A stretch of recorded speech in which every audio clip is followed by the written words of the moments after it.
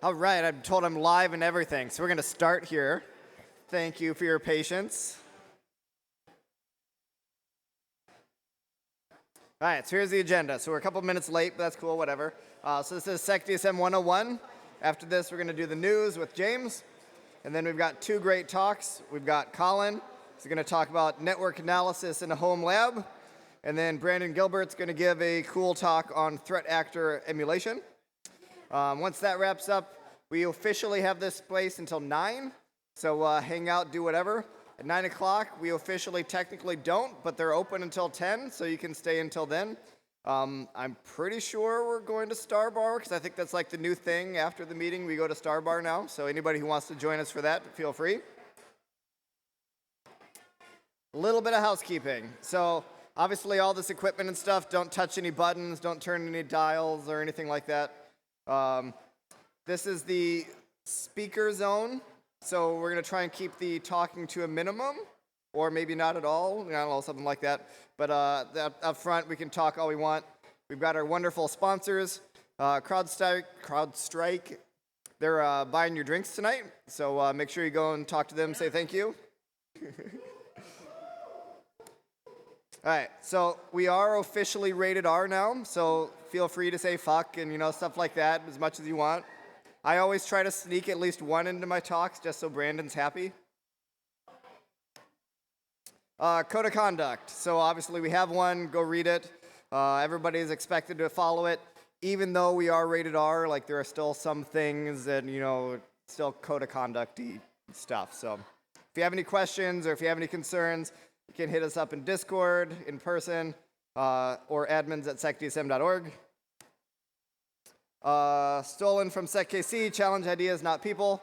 We try to be a really welcoming space, so be nice to everyone, please.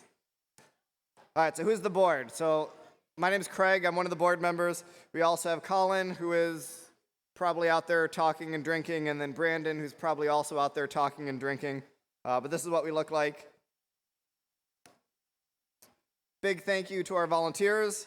So obviously we have James, who I said is going to do the news. We've got Jared running all the AV and all that cool stuff. Drehouse is somewhere. He's out there drinking too, apparently.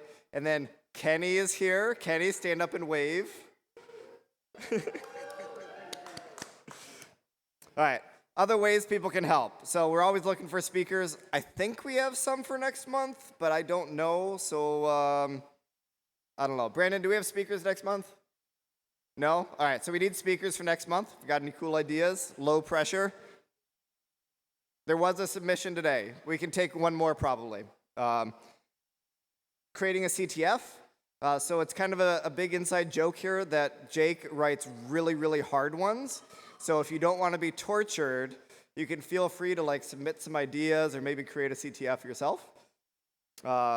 Otherwise, volunteering just in general, for example, we had volunteers help us set up the chairs tonight. That was cool. We were also always willing to take money. Speaking of money, so we've moved our finances to Open Collective. So that's where you can donate, but then also see what we're spending your money on. So if you have any questions, it's all right there. Shout out to our friends. These are some people who gave us a lot of money, so thank you. Space provided by us here at SecDSM. And then you also, when we don't have sponsors buying drinks and stuff like that, it all kind of washes out. Food, pizza was from SecDSM. CrowdStrike was kind enough to agree to buy us drinks tonight. So like I said, go say thank you to them. And then again, Open Collective, it's got all the money stuff. Mini CTF. I believe somebody may have already won it. Did I hear that correctly? All right, so somebody's already won it, but it is still there, so anybody can still do it. There it is right there. I'll give you a moment to absorb this if you need to.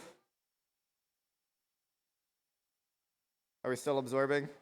I see some people looking. It's also on Discord, so if you check out Discord, you can also find it there. Upcoming events. There's probably more, but these are the ones we got on here right now. I know we've got a small crew going to Circle City Con. I think there's still carpool room if you talk to them about it. Besides KC, we're also talking about maybe a carpool down there for that. I'm not going to Prague, but I guess anybody can go to Prague if they want for that one. CornCon 8, I know we got people going to that one as well. And then I know of at least 2 people that are going to Wild West Deadwood. So, Colin, are you going to Wild West Deadwood? You were supposed to know that answer. All right, so if you've been like not here for a year or something, you probably don't know this, but we've moved to Discord. We're not on Slack anymore. Like, it's there for archive purposes, so like if you have something you need to reference from like 2 years ago where you maybe like saved something there, you can still get to it, but we're all on Discord. Come join us. And news. You want me to go back? Don't let everybody read my slides ahead of time. All right, quick hits for security news. And by the way, if you like that GIF, I hope it's big enough on the screen that you can actually see that that dude is wearing a tank top a little tight on the bottom half, which is the hilarious part of that GIF. Let's see, quick hits. Research, Symantec's threat hunting team has actually come out with some iOS research, almost 1,900 apps containing hard-coded AWS creds, so that's not a great one. CISA dropped a research paper that is about quantum computing. So if you've got an interest in quantum computing and cryptography and how quantum computing is going to screw over all current conventional cryptography completely, if it actually gets to be a functional state, that's essentially what the research paper is about, the warning feature of be prepared for this before it hits the fan, especially, you know, your offsite backups. And then Google announced a vulnerability reward program. So we have a lot of these. There is a lot of discussion about disclosure and what we all think of disclosure. A lot of us are big fans of, you know, full disclosure on things, and these programs are hopefully getting better and getting lower times. I don't believe I put it in as a story, but Zero Day Initiative actually dropped their numbers. So they were, because of, I believe it was a few Microsoft and a few other big companies had partial patches in the last year, that they're dropping their vulnerability reporting time from 120 days down to potentially only 30. And then if they're less critical, are 60 or 90 days. So instead of giving the vendors 120 days, they're giving them maybe 30, especially with these partially patched issues that we've all seen coming out of Microsoft and a couple other companies this year. Another big one, FBI is coming out. So with ransomware out there, they're actually hitting cryptocurrency, which is the big way all the ransomware guys are making money, but they're actually going after these DeFi systems. So if you're not, DeFi is decentralized finance. It's a subsection of currency that creates these groups where people are doing investments in. FBI has actually seen them hitting these. The number that has actually gone up is ridiculous. So you can see that out of the 1.3 billion in crypto stolen between the 2 months, or the first 3 months of the year, almost 97% of it was from these DeFi platforms. So that is a huge factor. Lockbit's ransomware gang. So if you're not aware of with ransomware, we had original ransomware where it was just, we encrypted your data, you get the horrible pop-up, and we expect you to give us Bitcoin to pay. And then double extortion came along and turned around and said, we stole your data, and you can pay us for the decryption key, and then you can pay us not to leak it.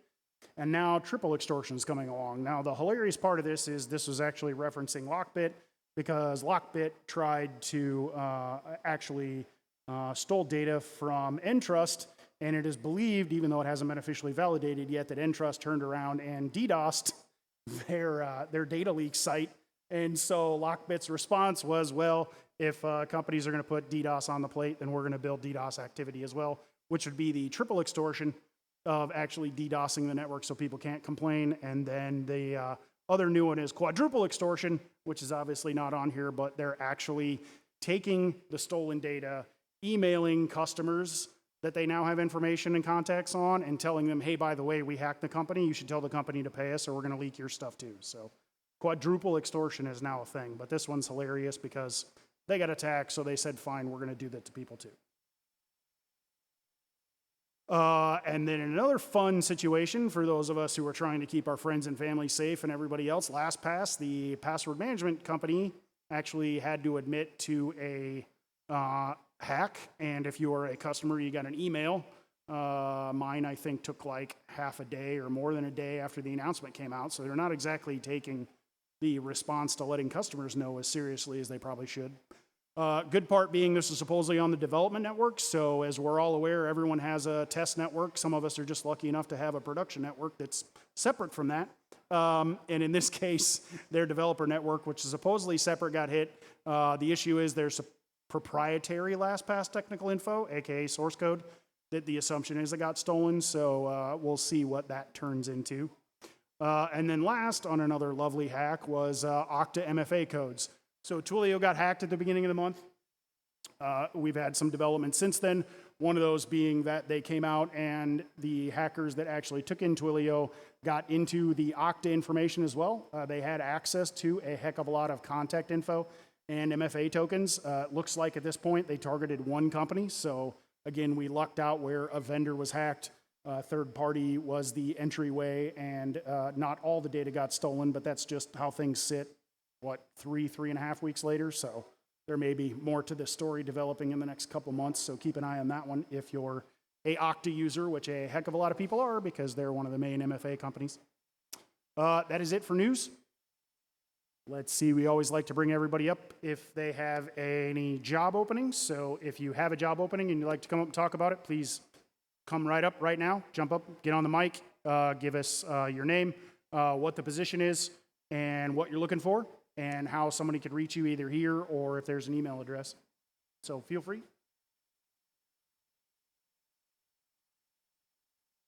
Camera have to be on? Sure. I'm a little camera shy, so. Love your face on TV. Great. Does it fit? Because I have a fat head. Okay. If my Thank head you. fits in the camera, everybody's head fits. Oh, okay. Well, that's good to know. Hi, my name is Hanwoo. I work at West Bank. I do have a job posting because the guy that used to work for me, it's right there. Raise your hand. Jason Jones. Some of you may know him. He decided to leave me to go to a bigger pond. I'm glad for you, brother. So anyway, before you get all saying, oh, a bank, how exciting is that? Hear me out. Jason was with me for 17 years before he left. So I must be doing something right. So therefore I'm looking for a network security admin to replace Jones. So if you're interested, give me a shout or come chat at me. Or if you just want to see if Jason really knows his shit or he's full of shit, I welcome that as well. So thank you for your time.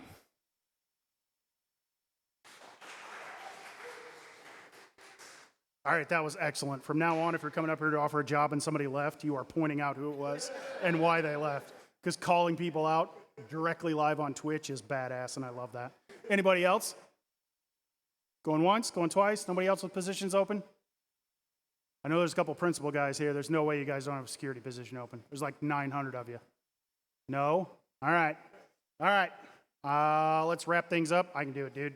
SecDSM 101 for next month starts 6:30. You got to listen to my dumbass do the news at 6:35. We'll take a short break, and then the first talk right around 7 o'clock. Thanks, everybody. Wait, hold on. So I did forget one really important event. So a bunch of us are going down to SecKC for their next meeting. So that's another one. So.